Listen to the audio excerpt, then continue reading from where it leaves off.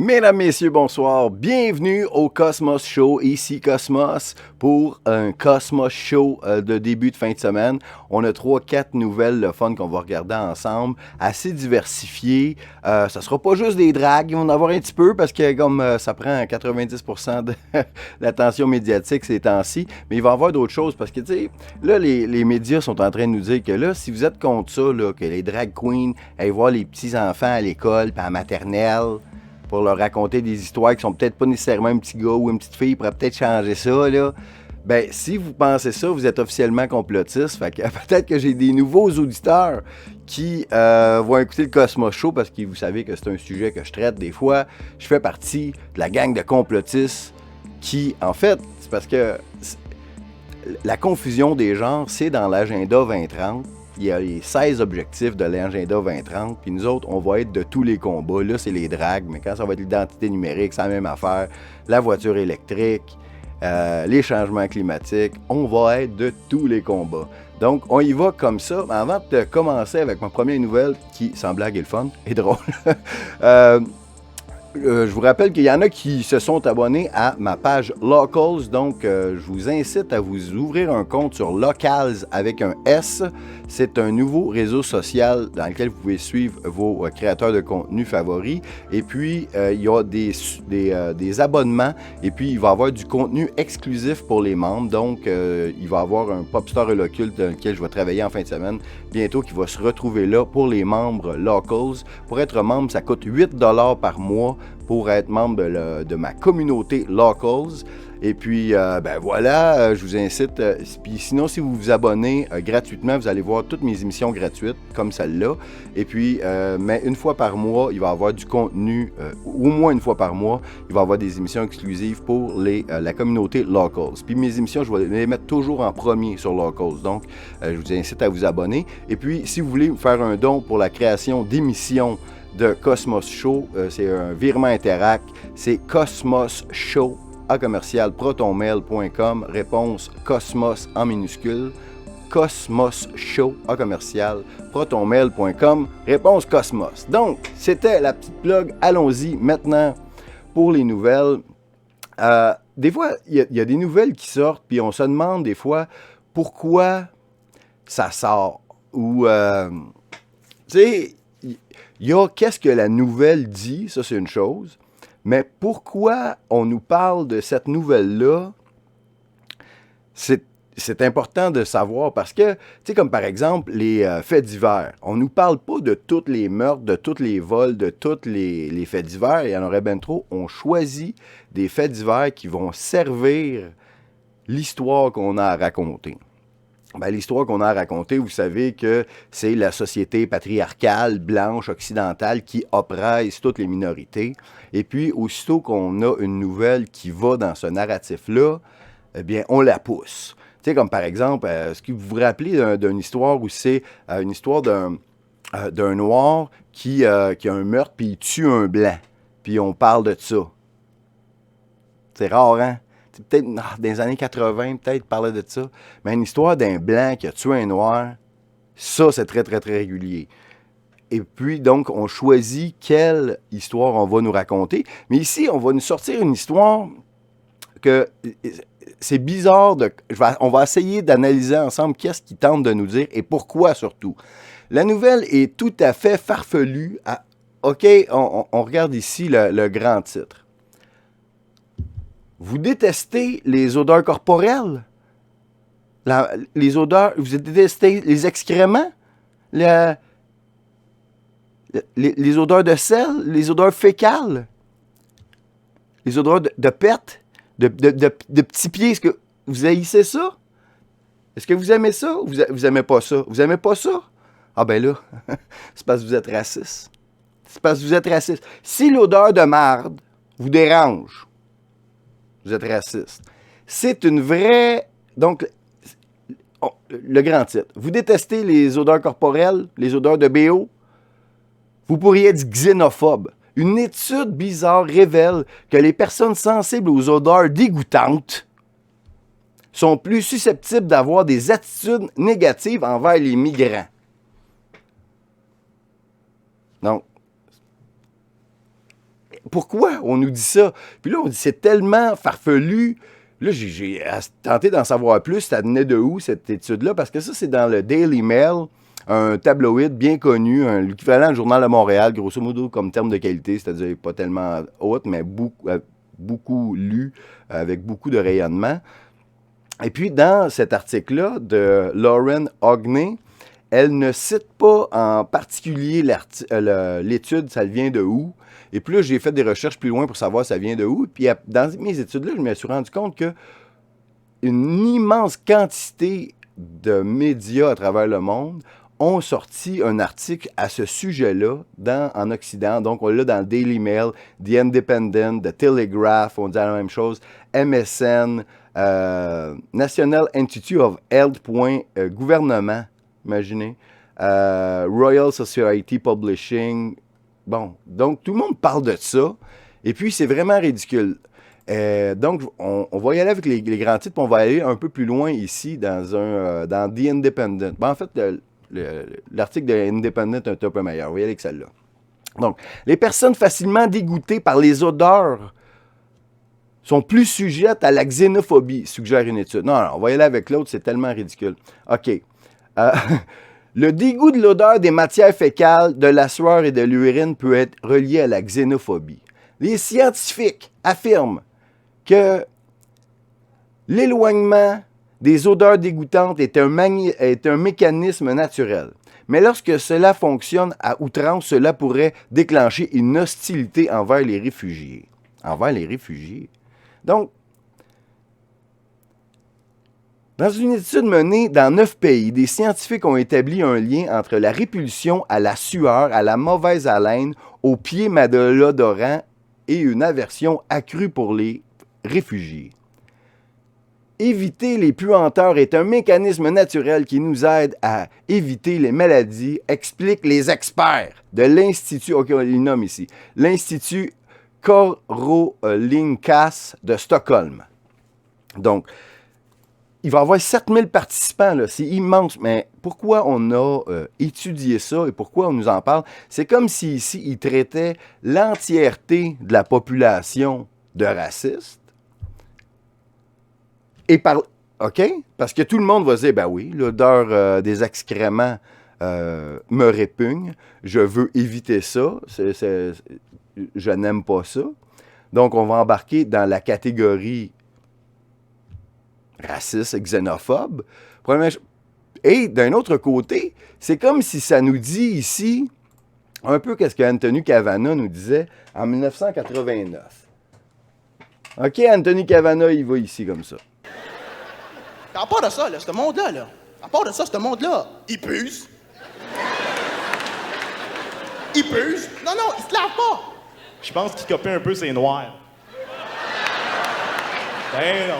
Ben non, je veux juste niaiser, c'est des jokes, il se lave. Une fois par année, puis c'est tout dans le même mot. Moi, je suis plein de petits culs qui se lavent en dernier, fait que j'ai été le voir, j'ai dit, psst, des petits culs, psst. Pas donc pitcher dans la boîte sans faire pareil. Oui, donc Anthony Cavana, qui était très avant-gardiste ici, dans ce numéro-là, puis un peu plus tard dans le numéro ici, il va tout dire, ben je vais vous le passer juste ici. L'autre jour, je lisais le Journal de Montréal. Journal intègre. Journal reconnu à travers le monde. Quotidien français le plus lu en Amérique.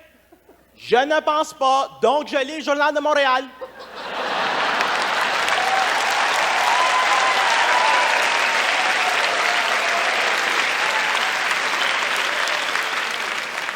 C'était écrit de plus en plus de jeunes Québécois lâchent l'école.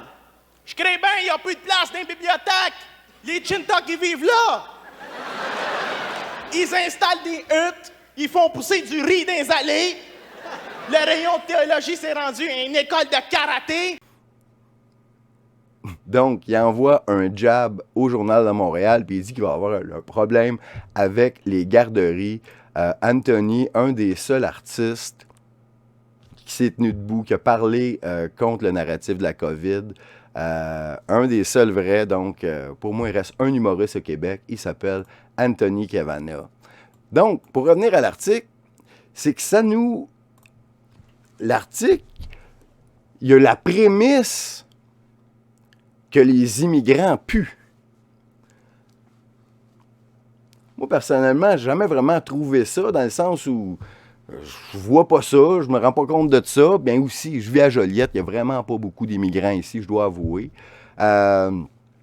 Puis ici, dans le monologue d'Anthony Cavonis, quand il allait au dépanneur, où il rentrait chez son voisin, le paquis d'hindou, puis il disait « Coudon, faites-vous cuire de la marde! » Non, c'est vrai que j'ai déjà senti des odeurs exotiques que j'aimais pas, mais ici, c'est comme la prémisse de l'article, on va essayer de comprendre. Les personnes plus facilement dégoûtées par les odeurs corporelles sont également plus enclines à avoir des attitudes négatives envers les réfugiés, ont écrit les scientifiques. Donc, le dégoût des odeurs et de matières fécales, de sueur et d'urine peut être relié à la xénophobie.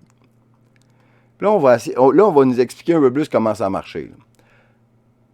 Comme dans les travaux précédents durant la pandémie de COVID-19, cette relation s'expliquerait en partie par la dissemblance perçue de l'exogroupe dans les normes relatives aux pratiques de base telles que la préparation des aliments et de l'hygiène. Près de 7000 participants ont pris part à l'étude qui a examiné les options au Royaume-Uni, en Nouvelle-Zélande, au Canada, au Nigeria, Kenya, Hong Kong et Chili, Italie et en Suède. Imaginez ce que ça a coûté l'étude, c'est immense. Lors de l'évaluation de la sensibilité aux odeurs corporelles, les participants ont été invités à classer les odeurs sur une échelle de 1 à 5 en perception du dégoût perçu. Les odeurs humaines, comme la sueur, l'urine, les pieds, les gaz, les pets, la laine, la sueur du haut du corps et des fesses, ont été incluses dans l'enquête. Ceux-ci ont été incorporés dans différents scénarios tels que vous êtes seul à la maison et vous remarquez que vos pieds sentent fort. Et vous êtes assis à côté et remarquez que les pieds sentent fort. Assis. Donc, un scénario fictif a ensuite été utilisé. Ça, c'est le bout intéressant ici. Écoutez bien ça. Pour évaluer les attitudes à l'égard d'un groupe fictif connu sous le nom de réfugiés dachiens. Donc, pour parler des odeurs des immigrants, ils n'ont pas parlé d'un pays en particulier ou d'une ethnie en particulier. Ils ont créé un groupe fictif qu'ils ont appelé les dachiens. Puis là, ils posaient des questions par rapport à ces dachiens-là. Mais comme c'est un groupe fictif, donc ça réfère dans le cerveau des individus observés à leurs souvenirs ou leurs préjugés des réfugiés en général. Ou des réfugiés, mais ils vont dire ici que ces réfugiés-là venaient de l'Est de l'Afrique. Donc, les chercheurs ont posé en situation dans lesquelles le groupe dachiens d'Afrique de l'Est ou d'Europe de l'Est avait connu beaucoup de troubles civils dans les dernières années. Donc, ils vont briefer les personnes, ils disent, bon, mais ça, c'est un groupe d'Afrique, qui ont eu beaucoup de problèmes civils dans les dernières années.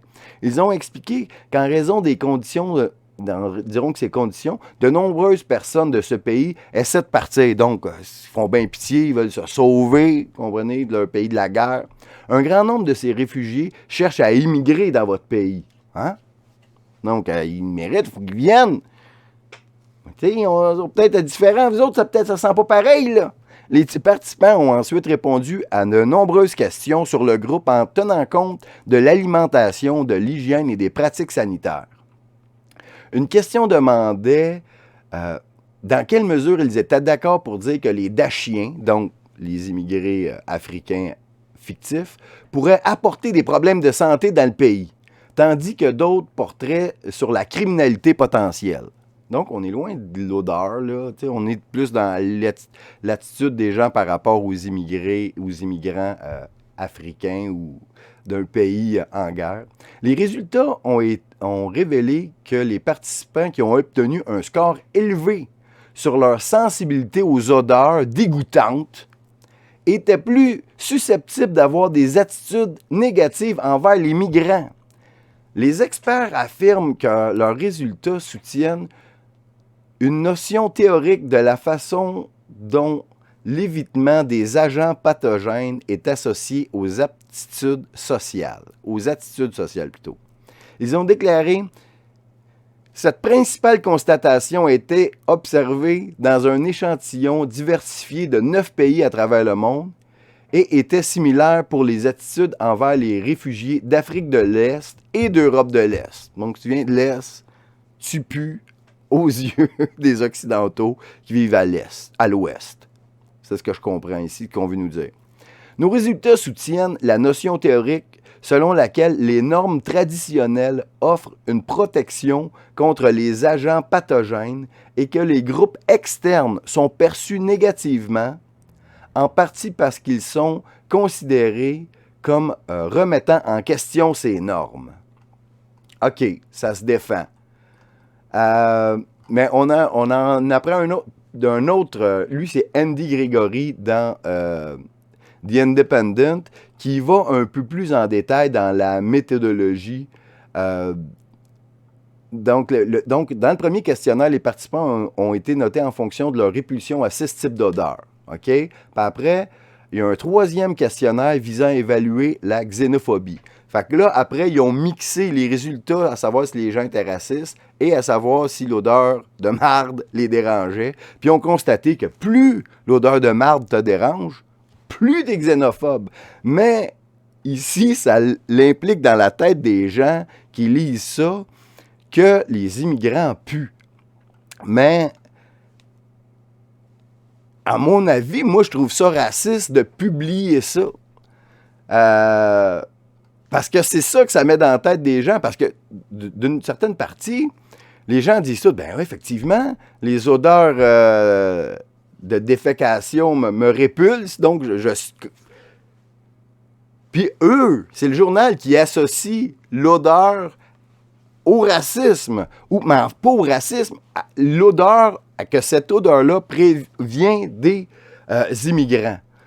Donc ici, est-ce qu'on tente de nous vendre le racisme? Est-ce que c'est pour ça, c'est pour que les gens constatent ou se mettent à penser que si ça sent pas bon, c'est à cause des gens qui viennent d'ailleurs, qui n'ont pas de savon, semblerait-il. Je ne le sais pas. Moi, je trouve pas, mais on dirait que c'est ça que l'étude suggère. Tu sais, comme je voyais quelqu'un qui réagissait sur Twitter puis qui disait, ben regarde, moi, là, l'odeur corporelle, puis de marde, puis de pisse, ça m'écoeure bien raide. Je suis vraiment sensible à ça. Mais j'étais un immigré. Je suis où dans votre dossier? Tu sais, je suis où là-dedans?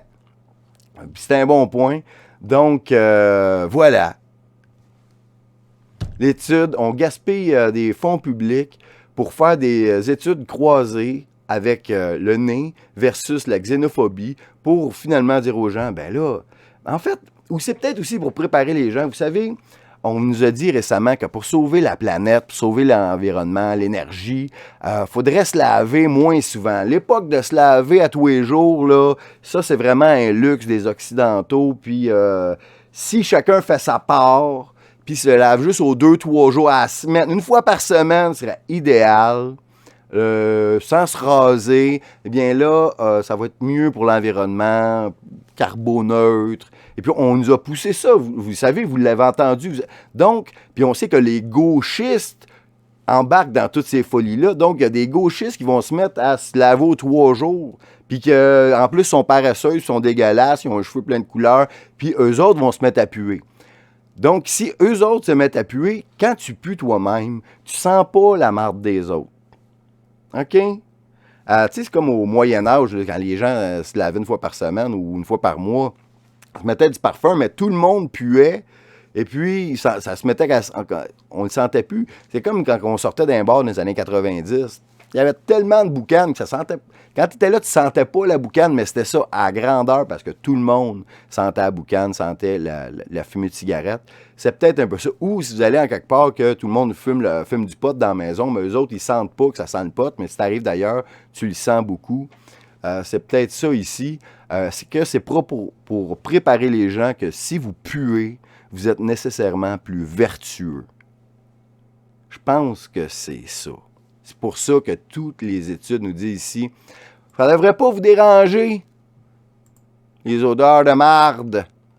OK? Puis est-ce que plus vous puez, ça veut dire que plus vous êtes ouvert d'esprit, puis moins vous êtes raciste.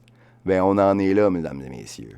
Fais une petite pause, on revient dans 2 minutes avec le nouveau scoop de la nouvelle organisation de James O'Keefe, Oh My God, OMG, O'Keefe Media.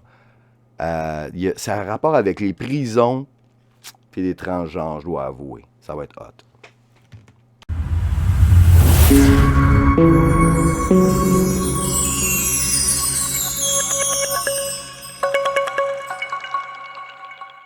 There's not enough people to police this stuff, particularly around hate speech.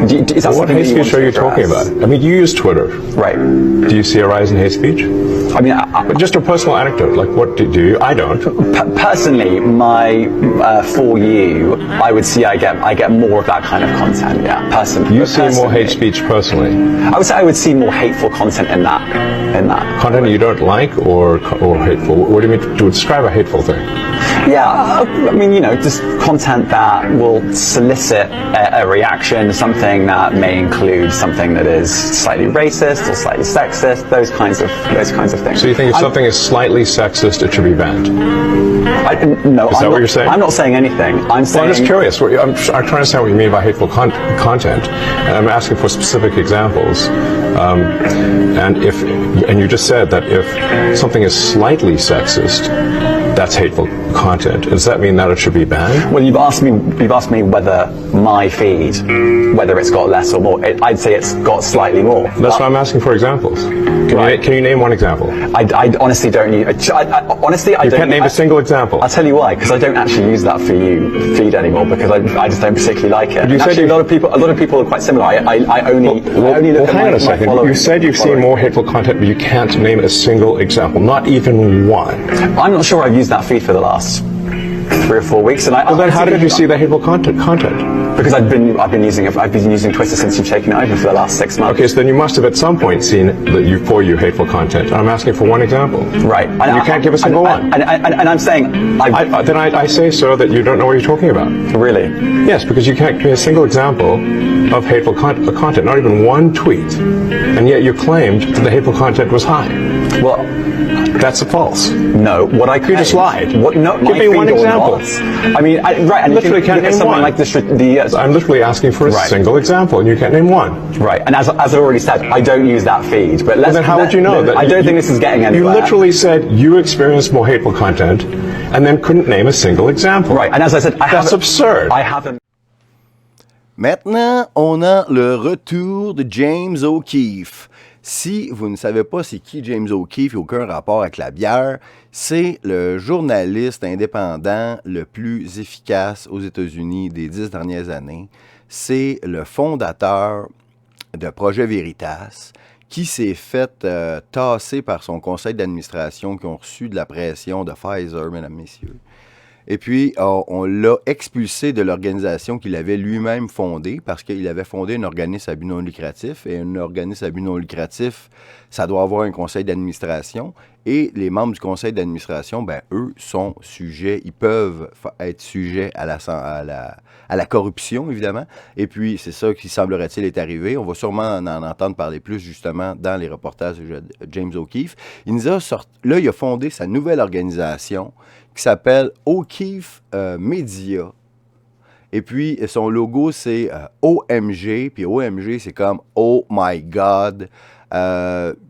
Puis, donc, il est le propriétaire maintenant. Et puis, il incite les gens partout en Amérique à devenir des lanceurs d'alerte. Il fournit des caméras vidéo à des gens qui ont des scoops.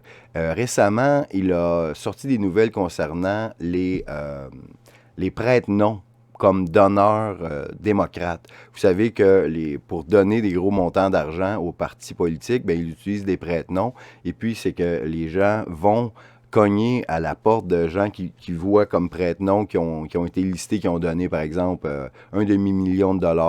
Et puis, ils vont cogner. Puis, est-ce que c'est vrai que vous avez donné à tous les jours tel montant? Puis, ils réalisent, ben non. Donc, ils voient que beaucoup de gens leur identité a été fraudée pour de la corruption politique.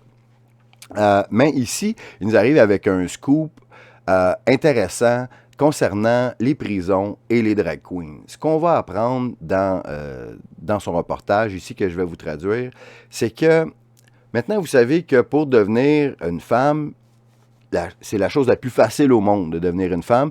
Et on n'a qu'à se nommer comme femme, et voilà, c'est fait.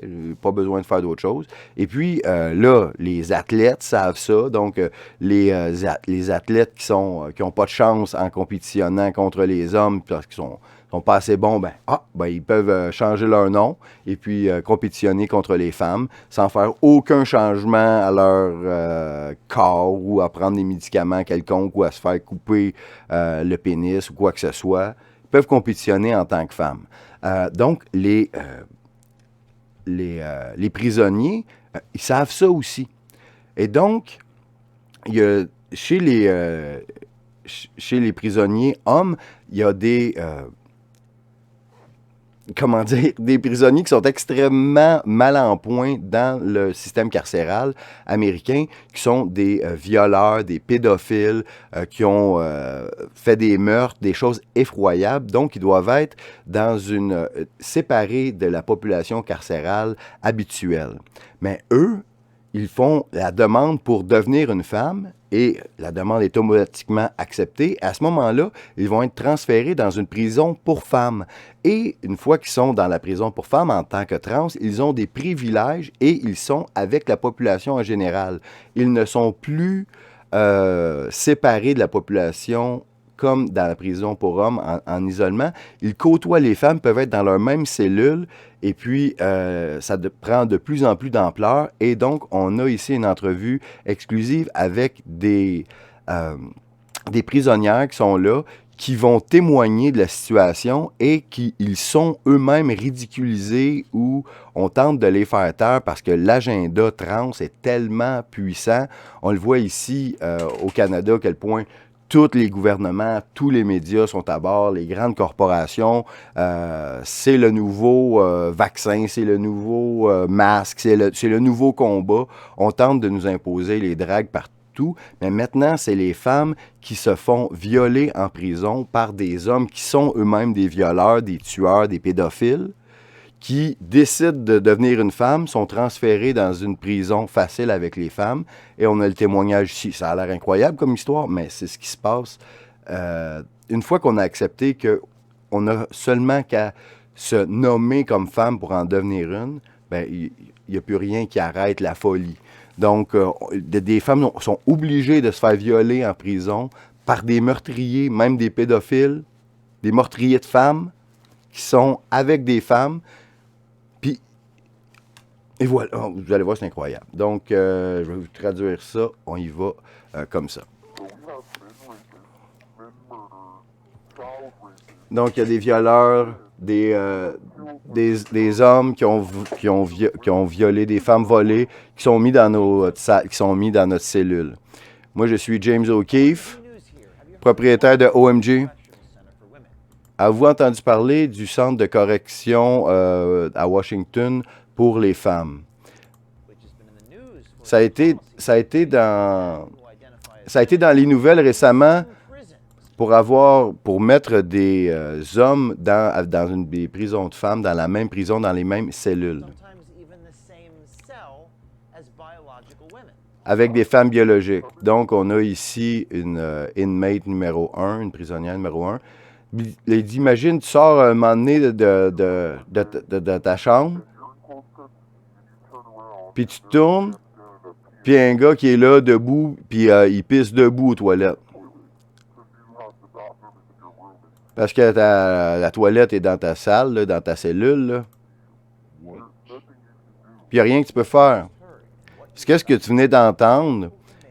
C'est plusieurs prisonnières qui décrivent leur expérience avec des femmes transgenres, en fait, c'est des hommes, qui sont dans la prison des femmes.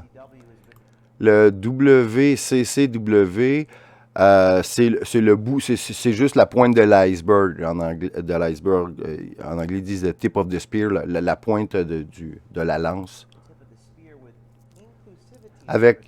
Ils veulent faire, sont à la fine pointe de l'inclusivité dans le système carcéral. Donc, pour protéger la clientèle transgenre qui est à risque, Donc, oui, ici, James dit on va tenir l'anonymat des prisonnières qui témoignent ici. Dans la prisonnière numéro 1, je sais qu'il y en a qui ont du sexe avec les femmes ici. Puis ils font comme ici, ils violaient, là. Puis personne ne rapporte ça. Ils les assaultent, donc ils les agressent.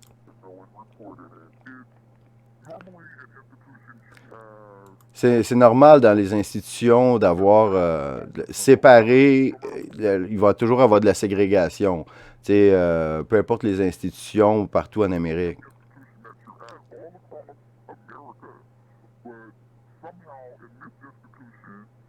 Mais ici, dans cette institution-ci, ils adoptent une manière de faire.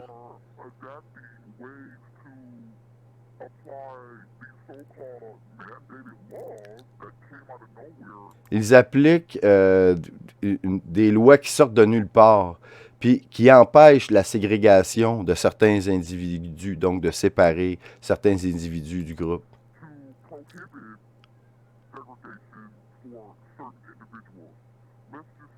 Disons qu'il y a un sex offender, il y a quelqu'un qui a fait un crime sexuel.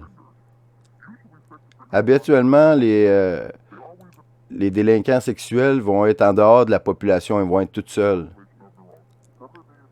Certains de ces hommes-là ne sont pas confus, là. Ils manipulent le système. C'est pas égal, parce que on n'a pas les mêmes traitements, les autres, que les trans ont. Comme par exemple, ils ont des brassières spéciales, ils ont toutes des affaires spéciales. Toutes. Donc, parce qu'ils veulent plaire à la communauté trans. La seule affaire que tu as à faire, c'est que tu as juste à le dire que tu es une femme. Puis donc, maintenant, dans ton comté, tu t'identifies en tant que femme. Puis ici, dans le comté, puis t'as même pas... Donc, ces personnes-là, ces violeurs-là qui étaient en confinement, ils n'ont même pas à repasser à travers être dans la prison des hommes normales. Ils passent tout de suite à la prison des femmes. On dit, what?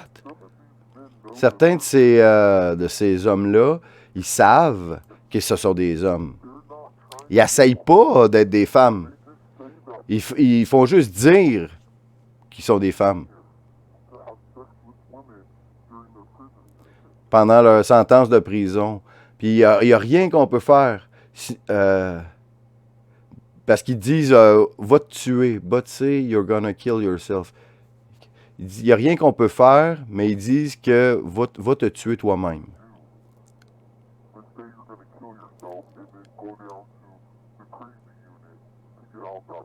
Ou bien, OK, si tu veux être séparé avec eux autres, il faut que tu dises, je vais me suicider, puis là, ils vont te mettre dans une salle d'isolement pour être séparé d'eux autres. C'est ça qu'il faut que tu fasses sinon. Si tu refuses de retourner avec le groupe, tu es dans des gros problèmes. J'ai tout dit ça à la secrétaire, à l'assistante de la secrétaire. Qu'est-ce qu'ils disent? Ils disent, ils vont regarder ça. Il dit, j'aurais pas à aller, je n'ai pas compris ce qu'il a dit ici. Puis, parce qu'il dit, moi, j'ai pas à vivre avec un homme, là, je veux pas vivre avec un homme.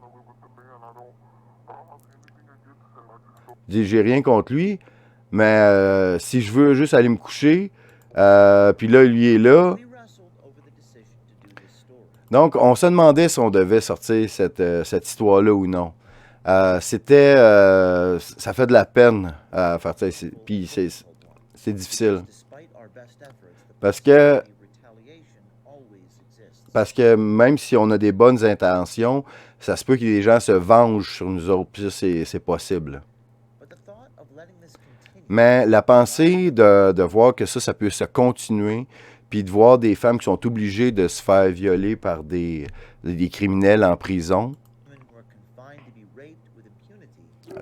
en toute impunité, était inconcevable pour nous. Puis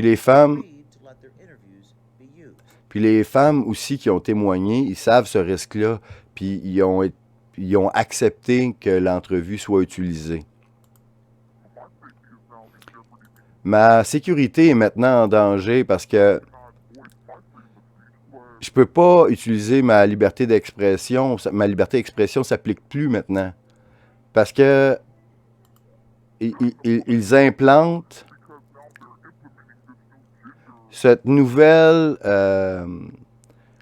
rôle d'équité des genres qui nous force à nous conformer à ce que l'autre prisonnier croit qu'il est à propos des transgenres. J'ai entendu que certains de ces hommes-là parlent comment ils voudraient ils voudraient mettre une femme ici enceinte. Donc, et pour que cette femme, après ça, elle puisse poursuivre le WCCW. So that girl could from a lawsuit against...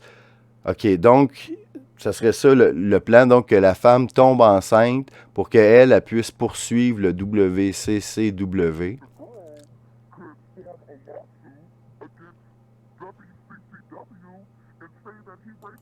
Et dire que c'est l'autre qui l'a violée et ils sont prêts à y aller avec ce plan-là pour faire de l'argent. Donc, c'est ça le plan qui est derrière le scandale. Là. C'est ce que les hommes ici tentent de faire.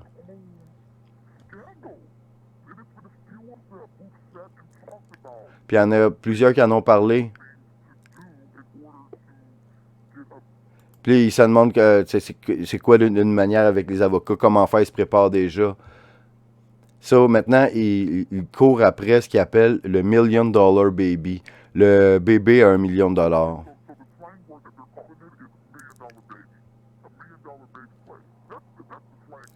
C'est ça le word on the street qu'ils entendent, le slang, ils veulent avoir le $1 million baby, imaginez.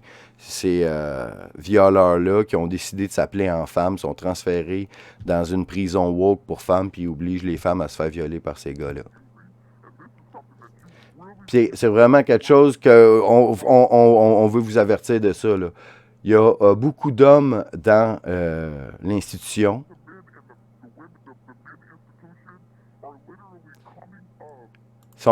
Ils sortent avec des stratégies pour confronter, pour se conformer aux transgenres. Donc, elle dit qu'il y a plusieurs hommes qui tentent maintenant, qui sont en train de faire le processus de transgenre pour avoir des sentences de prison plus clémentes et pouvoir violer des femmes en toute impunité et devenir une classe protégée. C'est une stratégie, pensez-y, là, ça fait du sens. Là. Ils prennent toutes les étapes nécessaires dans les applications, dans les listes, pour se transformer en femme, pour en fait devenir une femme légalement. On n'a pas de voix, on n'a pas d'option, on n'a rien là, dans lequel on peut se tenir. À chaque fois que quelqu'un veut parler de ces choses-là, on est confronté à du ridicule. On se fait pointer du doigt, on se fait punir, on se fait mettre en isolement.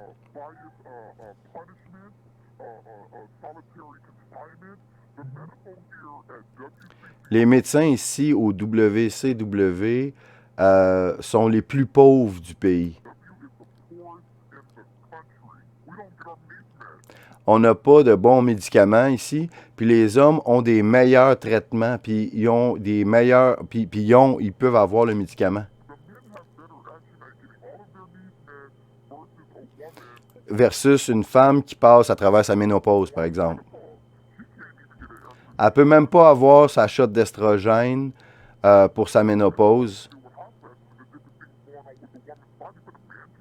Mais un homme peut l'avoir? Non, non, non. Ça ne devrait pas être comme ça aux États-Unis. Je sais qu'en Amérique, c'est l'endroit de le rêve américain, là, ou l'endroit de toutes les opportunités, où les gens rêvent de tout ça, c'est ces genres de choses. Mais on ne devrait pas avoir des choses comme ça. Non. Notre cœur, ici, c'est Karine Jean-Pierre, la porte-parole de Joe Biden, la Maison-Blanche, a dit.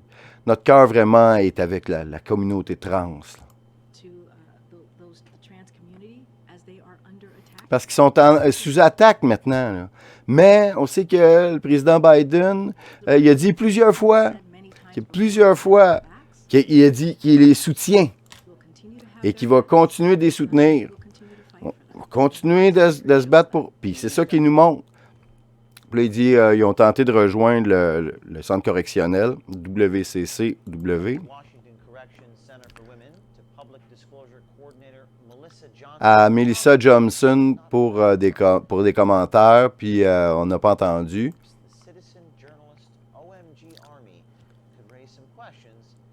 Puis je pense que si on a dans les follow-up, je crois qu'elle a fermé son compte, c'est ce que j'ai vu ici. Donc, je ne suis pas sûr, il me semblait que j'avais vu passer ça, mais c'est pas important. Donc ici, il dit on a des violeurs qui sont avec nous autres. Donc, voyez la pente. Donc ici, on parle des drag queens dans les écoles, mais avec cette même idéologie-là, cette même philosophie-là de transgenrisme où tout le monde peut changer comme ça, se déterminer selon ce qu'on croit qu'on est, ben, ça mène à ce que des femmes soient obligées de se faire violer en prison par des violeurs. Puis ils ne peuvent rien dire. Puis là, la seule manière de tenter de faire quelque chose, c'est de parler à ce journaliste James O'Keefe pour tenter que leur voix soit entendue par l'Amérique. Évidemment, ça a été vu, ben pas tant que ça, même pas 1 million de fois en 24 heures, mais c'est pour vous faire penser que le combat, il n'est pas juste à l'école, il n'est pas juste à la bibliothèque, il est un peu partout. Donc, c'était ça, cette nouvelle-là. On prend une petite pause et je vous reviens avec une chronique cinéma dans les dernières minutes. À tantôt.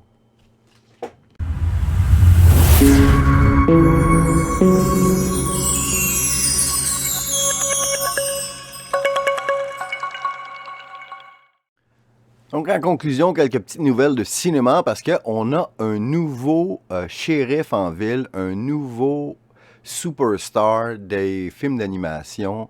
C'est une compagnie qui s'appelle Illuminati Studio. Illuminati Studio, Illuminate.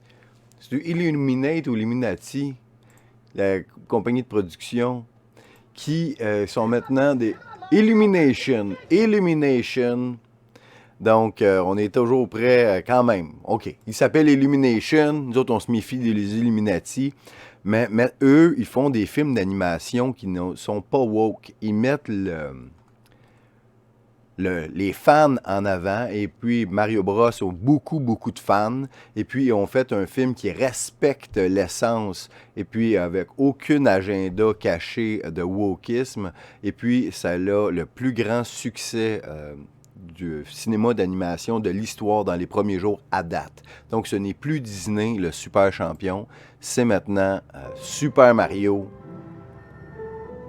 Yes! Rock on! Donc, si vous avez votre famille à amener voir un film au cinéma, c'est Super Mario. Oubliez tout ce qui est Disney. Ça semble super. Deux autres petites nouvelles un peu drôles. Parce que vous savez que, c'est une vieille nouvelle que maintenant on prend tous les anciens personnages historiques ou bien les super-héros, on les change de couleur, on les change de race, puis on fait des blagues là-dessus, puis Netflix sont forts là-dessus. La dernière en liste, c'est ici, vous la reconnaissez? Et pareil comme dans Astérix, n'est-ce pas? Pareil comme on se l'imagine. Elizabeth Taylor, vous la voyez pas, Elizabeth Taylor? Cléopâtre, mesdames, messieurs, est maintenant noire avec ses deux serpents. Et son acolyte ici, vous voyez ce qu'elle a sur le front? Vous voyez cette étoile à 8 pointes? C'est la même étoile ici qu'on a Wonder Woman, évidemment, l'étoile de Ishtar, si vous suivez mes émissions. Donc, ça, la gauche est toujours très contente quand on prend un personnage ici, et puis, même historique, et puis on la met noire au lieu de blanche. Pourquoi pas? Mais ces mêmes woke-là, qu'eux autres sont... Ils disent, ben là, c'est pas grave, là, c'est un personnage, on change de couleur de peau aussi, tu gardes la couleur de peau, ça te dérange parce que t'es raciste, là? Mais ces mêmes-là, le scandale aujourd'hui qui est drôle, c'est on va avoir un remake, comme ils font toujours en live action, avec des vrais acteurs, de Lilo et Stitch. Il va sûrement avoir The Rock là-dedans, c'est presque sûr, j'imagine, parce qu'il fitterait. C'est que là, les gauchers sont bien fâchés, parce que là, ils ont engagé une actrice qui vient d'Hawaï, parce qu'elle est hawaïenne, Lilo, dans Lilo et Stitch, ou c'est Stitch, je ne sais trop. Ce personnage-ci, c'est une hawaïenne, donc ils ont engagé une hawaïenne, mais là, les gauchistes sont pas contents parce qu'elle, là, elle a genre la peau un peu plus pâle que le personnage qu'on voyait d'un bonhomme. Fait que là, ils sont accusés de faire du whitewashing ou du colorisme. Ils s'en prennent à la couleur de peau parce que là c'est grave. Si on prend un personnage qui historiquement était un blanc pour une main noire, là, les autres sont contents. Mais si on prend un personnage hawaïen qui, la teinte de couleur qui a été prise à l'époque, là, c'est un peu plus foncé que sa peau à elle, mais là, ils sont très fâchés. Et puis, mais j'ai sorti une photo d'elle. Bon, ça c'est elle, parce que, tu sais, évidemment, la photo, il y avait pris une qui avait... Bon, c'est elle, hawaïenne, magnifique jeune femme, semblerait-il, qui va jouer dans ce film-là. Et puis, là, la gauche est fâchée après elle parce que elle est trop blanche. Ici, et voilà. Donc, c'était ça que j'avais pour vous aujourd'hui, ces petites histoires. Donc, allez voir Super Mario. Ah oui, j'avais ici, je vais vous parler. Mon ami Petit Albert a fait une nouvelle émission, puis juste pendant que j'enregistrais ça, je voyais que ça jouait. Ça s'appelle Le Petit Bulletin, et puis c'est sa 2e édition, et c'est ultra tight, c'est vraiment bon. Donc si vous vous demandez quoi écouter après mon émission, allez sur YouTube ou sur sa chaîne Rumble, sûrement là aussi. Le Petit Bulletin de Petit Albert, c'est ultra professionnel. Ce gars-là, il est vraiment fantastique, je l'aime beaucoup. Longue vie au Petit Bulletin. Et en passant aussi, concernant Petit Albert, l'émission qu'il a faite hier soir, non, c'était-tu hier soir, au mercredi soir, Petit Albert avec vous, au sujet de Pédoland. C'était un 2 heures, c'était un peu comme mes Popstars et l'occulte, mais condensé en 2 heures. Il y a ben du stock, puis j'ai appris des affaires que j'avais pas vues. L'entrevue avec Drew Barrymore, puis... Brooke Shields, c'était super, donc félicitations Petit Albert, allez écouter son show. Donc c'était ça, donc c'était ce que je vous avais pour vous aujourd'hui. Vous me suivez sur Telegram, vous me suivez sur Locals évidemment, donc je vais travailler sur mon prochain Popstar Locule qui va se retrouver là sur Locals. Je sais que les gens l'attendent avec impatience. Et puis donc vous pouvez me suivre sur Twitter, Rumble, Odyssey, YouTube. Si vous m'écoutez ça sur YouTube, allez me suivre ailleurs aussi parce que mes meilleures émissions sont là, YouTube. C'est qu'est-ce qui peut passer. Cette émission-là, je crois que oui. On va voir. On se croise les doigts. C'était Cosmos avec vous. On se revoit bientôt, si ce n'est au Duo Majestic les mardis 21h. Sinon, suivez-moi. Je peux popper n'importe quand. C'était Cosmos Live.